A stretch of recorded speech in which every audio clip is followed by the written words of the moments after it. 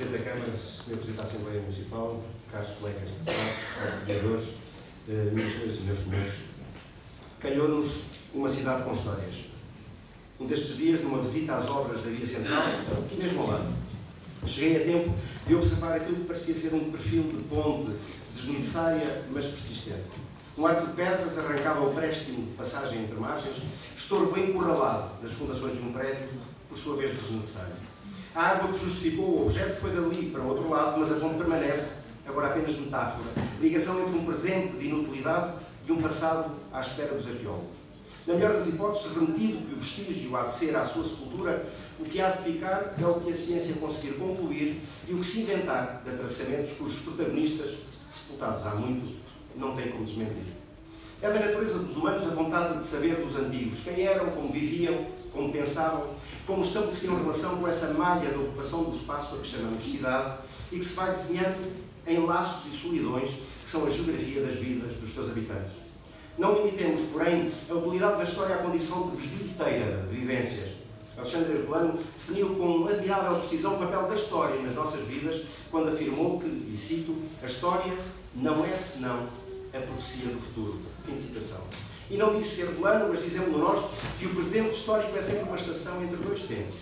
Nem já a sepultura, nem ainda amanhã, capaz de todas as ações sobre a vida a acontecer, às vezes por bem, outras vezes por mal, sempre que o mal, mesmo que seja pouco, é sempre demasiado.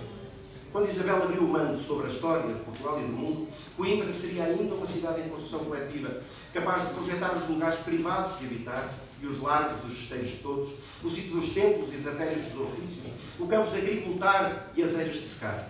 A vida das cidades, sabemos, é também a economia que estas escolhem para seu sustento, sendo que avisadas estão aquelas que dediquem terra ao pão e terra às rosas. Não sabemos que discussões terá havido ali, naquele lugar de bota abaixo, naqueles dias de enterrar a ponte sobre as fundações de um prédio de morar gente e instalar oficinas. Mas sabe-se seguramente que este território que hoje chamamos Baixa sempre terá sido motivo de discórdia entre os interesses de quem detém e os de quem usa. Peleja bem precisada de acerto nos tempos todos da vida da humanidade. Assim mesmo, permitam a sentença de serem os antigos às vezes mais acertados que os de agora. Concedamos até que nos dias de edificação dos colégios de Sofia tenha havido protesto pela destruição dos pomares que ali houvesse, dos covais que ali crescessem. Seja como for, conseguimos à distância compreender a importância que aquelas casas viriam a ter na formação daquilo a que hoje chamamos Portugal, a sua língua, o seu pensamento, o seu reconhecimento universal até. Já mais difícil, creio, virá a ser a conclusão de conveniência do edifício Renado, ali perto, justificado não se sabe porquê, a não ser o proveito do preço de metro quadrado de terreno e área construída que beneficiou alguém, em particular, em prejuízo dos demais. Encolheria agora os ombros Alexandre Herculano, que afirmando ser a história não mais do que a profecia do futuro, nada disse de tal ser bom ou ser mau. Mas dizemos nós. São já bastantes as lições de história deste nosso presente a concluir que o lugar de edificar, como lugar de ocupar, não pode ser decidido por conveniências conjunturais, lucros de ocasião e interesses que não os da projeção democraticamente consensualizada de ocupação do espaço urbano.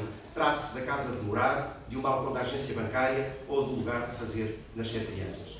A cidade é o que se vê e é também o que lá estando ou tendo estado nem sempre se vê da rua por onde se passa. Faz agora um ano que uma companhia teatral do Porto nos guiou pela nossa cidade num espetáculo em que os espectadores foram também protagonistas. Chamava-se Derivas e levou-nos, alguns de nós, a pé por sítios da Baixa e da Alta, que a não ser assim, teriam morrido sem ter a aventura de conhecer esta cidade.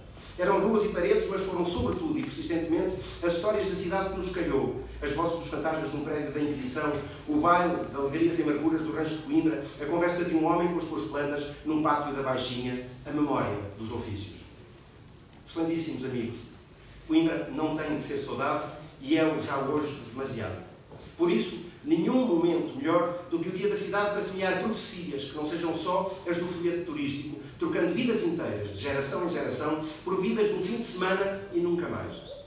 Profecias que sejam as de conservar os que querem ficar e atrair os que querem vir. Profecias que sejam as da posse municipal da propriedade essencial à reabilitação da vida, desalojando para longe fundo boxe em que ninguém votou e poucos saberão de quem se trata, fundos imobiliários para quem Coimbra é uma mera linha na tabela de controle de ativos, sem história, sem histórias, sem destino, que não seja da transação comercial.